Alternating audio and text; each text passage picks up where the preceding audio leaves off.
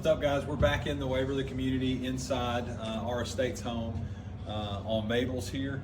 I wanted to walk you through, obviously this is not the railing our clients have chosen, but one of the things I did want to point out while we're upstairs in this home is when you go that new construction route, the majority of items are customizable. We even customized the floor plan in this one.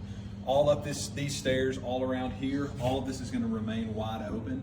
Obviously we have to have railing. It's going to be wrought iron rail all the way across the front, so you can always see down into this big room, into the great room, the family room. That way your Christmas tree's down there. You can get a 22-foot Christmas tree, I believe, in here. No angel at the top, but that's how tall the ceilings are. We've got a loft area in here as well. Something we didn't mention in the first video about the quality of this home, the 2x6 exterior walls. You're gonna be able to get a lot more insulation in there, really fit this house out so that you don't have any of that air introduction. The loft area here, kind of a bonus space.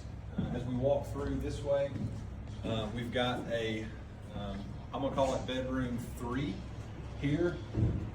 We've got a closet over here to the side.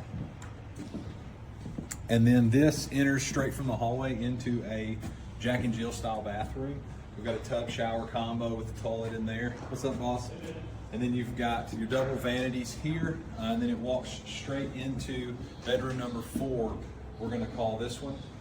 Again, walk-in closet. All these bedrooms are oversized. Again, 2x6 exterior walls. I want to take you down the hallway here to the mechanics closet.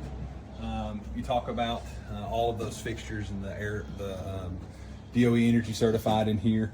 You'll notice in this room will be insulated. All of your HVAC stuff will be in here, your heat system, all of that under or insulated and under air. So you're gonna have your heat and cool in this room as well. So it's not even gonna get weathered. It's not like it's in your attic and it's facing a 140-degree attic space. All of that's gonna be insulated in here too. And that air introduction system goes in there as well. So as we cross through, we go back to the customizable feature in this home. My clients are expecting a baby soon, and they wanted a master on the same level as the rest of the bedrooms, but love the floor plan and love this neighborhood. We built a second master suite upstairs. So we've got the tray ceilings up here as well.